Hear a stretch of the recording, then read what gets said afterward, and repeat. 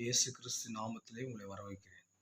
இன்றைக்கு பார்த்தீங்கன்னா, சிலுவை பற்றிய உபதேசம் கெட்டுப்போர்களுக்கு அது பைத்தியமாக இருக்கிறது. ரட்சிக்கப்படுகிற நமக்கும் அது தேவ பலனா இருக்கிறது. இப்ப பார்த்தீங்கன்னா, சிலுவை பற்றிய உபதேசம் கெட்டுப்போர்களுக்கு அது பைத்தியமாக தோன்றுகிறது. அது ரட்சிக்கப்பட்ட நமக்கும் அது தேவ பலனா இருக்கிறது. ஏன் சிலுவை பற்றிய உபதேசம் நம்மளுக்கு பலனா இருக்கிறது பார்த்தீங்கன்னா, ஏன்னா அந்த சிலுவை மூலியமாக ஆண்டவராகிய இயேசு கிறிஸ்து நமக்கு சிலுவிலை மறித்ததினாலே, நம்முடைய பாவங்கள் மன்னிக்கப்பட்டதினாலே, நாம் அவரோடு ஒப்புரவாக ஒரு ஒரு காரணமாக இருக்கிறது. அவர் சிலுவிலை மறிக்காமல் இருந்தால் நாம் கெட்டு போயிருப்போம். ஏன்னா ஒருவரும் கெட்டு போவது கர்த்தருக்கு பிரியமில்லை. அவர் எல்லாரும் ரட்சிக்கப்பட வேண்டும் என்று ஆண்டவர் விரும்புகிறார்.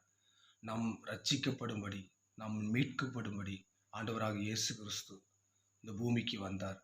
அவர் வந்து நம்முடைய பாவங்களுக்காக, நம்முடைய அக்கிரமங்களுக்காக அவர் சிலுவையிலே மரித்து 3ஆம் நாளை உயிர்த்தெழுந்தார்.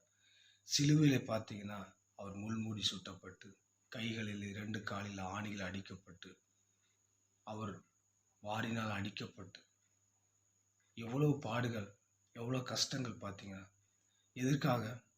நம்மை மீட்கும்படியாக, பாவத்திலிருந்து மீட்கும்படியாக. ஏன்னா பாவத்தின் சம்பளம் மரணம். அந்த மரணத்தை அவர் ஜெயித்தார்.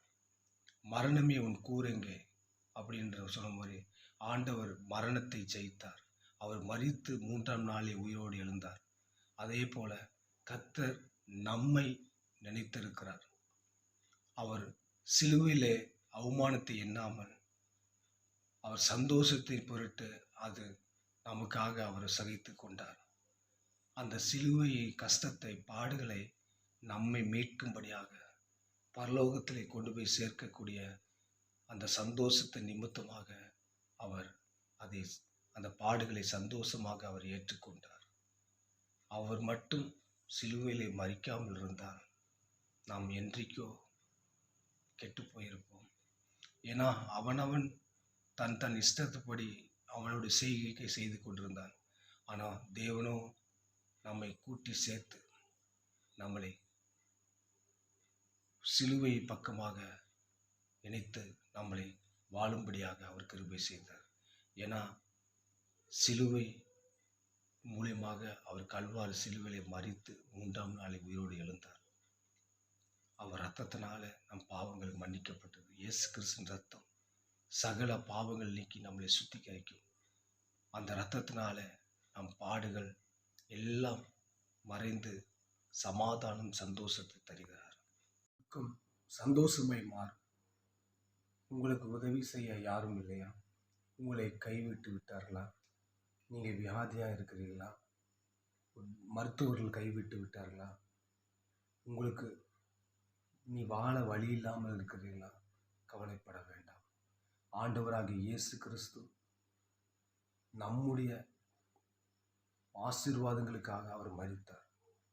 நம்முடைய சாபங்களை மாற்றும்படியாக, ஆசீர்வாதத்தை கொடுக்கும்படியாக ஆண்டவர் சிலுவிலே மரித்து அவர் ஜெயமாய் உயிர்த்தெழுந்தார்.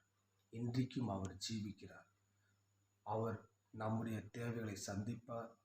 உங்கள் வியாதிகளை குணமாக்குவார். அவருடைய தழும்புகளாலே உங்களை குணமாக்குவார். அற்புதமாய் உங்களை மாற்றுவார்.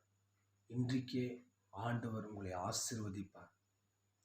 ஏன்னா சிலுவை பற்றிய உபதேசம் கெட்டுப்போறவர்களுக்கு அது பைத்தியமாக இருக்கும். ஆனால் ரட்சிக்கப்படுகிறவர்களுக்கும் அது தேவ பலனாக இருக்கிறது. ஆண்டவர் உங்களுக்கு பலனை தருவார். ஆண்டவர் உங்களுக்கு சுகத்தை தருவார். ஆண்டவர் உங்களை ஆசீர்வதிப்பார், பாதுகாப்பார். இன்றைக்கு அவர் உங்களை நேசிக்கிறார். ஆண்டவராக இயேசு கிறிஸ்து உங்களை நேசிக்கிறார். அவர் உங்கள் துக்கத்தை சந்தோஷமாய் மாற்றுவார். உங்கள் பாடுகளை மாற்றுவார். உங்கள் வியாதிகளை மாற்றுவார். உங்கள் துக்கங்களை அவர் மாற்றி சந்தோஷமாய் மாற்றுவார். இன்றைக்கே அவர் உங்களுக்காக இறங்கி வரப்போகிறார். கவலைப்படாதீர்கள். அவர் உங்களை ஆசீர்வதித்து உங்களை பெருக பண்ணுவார். அவர் நினைத்தது ஒருவரும் தடை பண்ண முடியாது. கர்த்தர் செய்ய நினைத்தது அது தடை பண்ண ஒருவராக முடியாது. ஆண்டவர் உங்களை ஆசீர்வதித்து உங்கள் சாபங்களை மாற்றுவார். ஆமென்.